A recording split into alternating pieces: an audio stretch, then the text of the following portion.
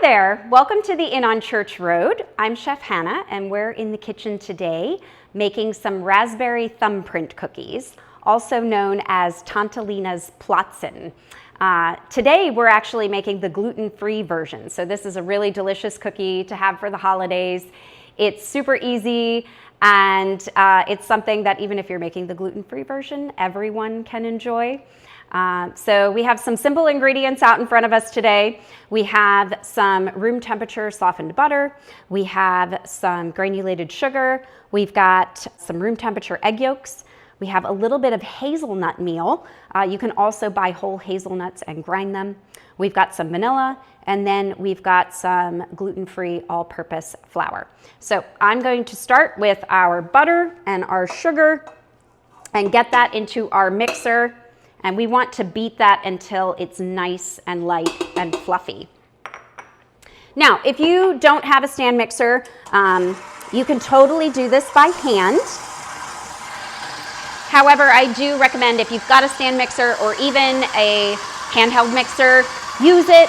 It's just going to be easier to get the desired texture that you want without having to give your arm a workout. I'm going to add in our sugar here. And if your butter's nice and soft, this is not going to take long at all. While that's beating and softening up, I'm also going to add a little bit of vanilla.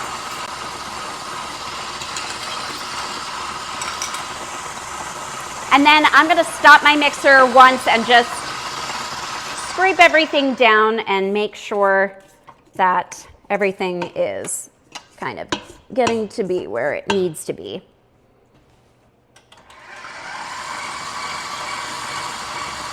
That's already looking really good. So we're going to go ahead and add our egg yolks one at a time.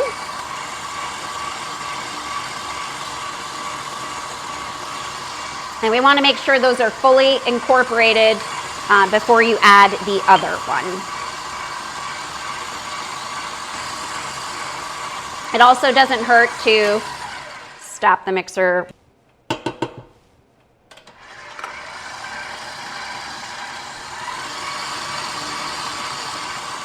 So now I'm going to go ahead and add in our last egg yolk. I like to buy the already ground hazelnut meal because I do a lot of gluten-free baking, so I can incorporate this into other things. But if you're not going to use it in much other baking, I would maybe just buy a small bag of hazelnuts and grind them yourself.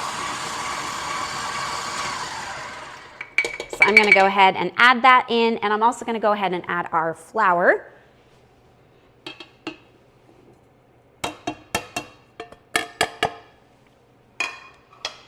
Just make sure that you start your mixer out slowly once you've added your flour so you don't get a cloud in the face.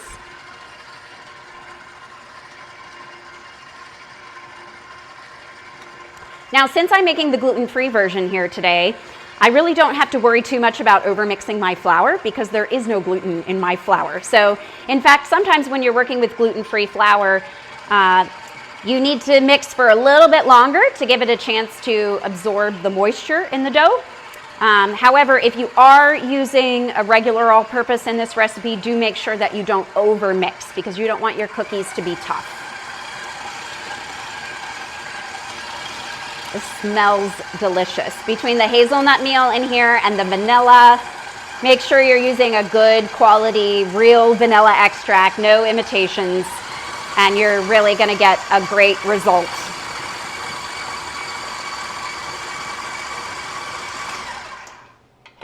All right. That looks wonderful. So here we have our finished dough.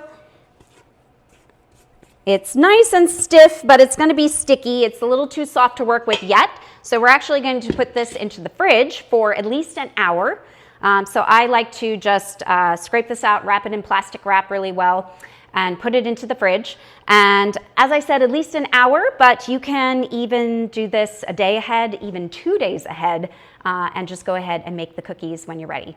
All right, now we have our chilled dough out of the fridge.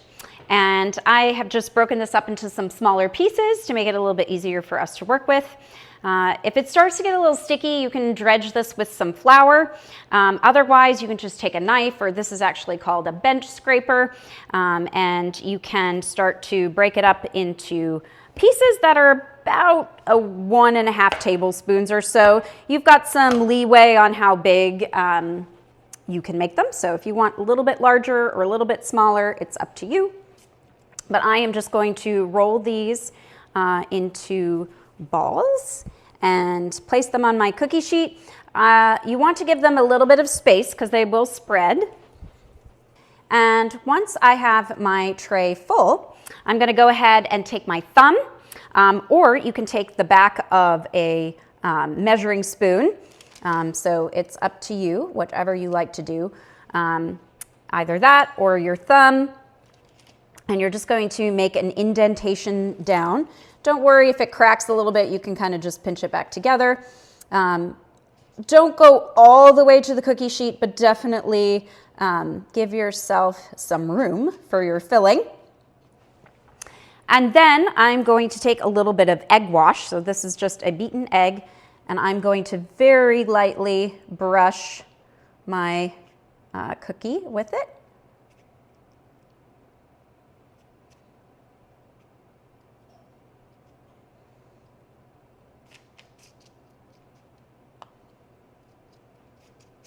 And then once I have done that, I'm going to take some raspberry jam, and a little bit goes a long way, so don't overfill here. I know it can be tempting, so you want a lot of that goodness, but if you overfill, it's going to spill over during baking and burn, so try not to overfill. Then here I just have a mixture, equal parts hazelnut meal and more granulated sugar, and I am just going to lightly dust the tops of my cookies with that.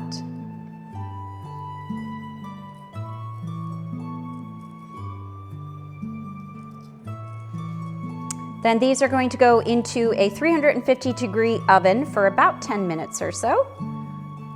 We want them to just be nice and lightly golden brown.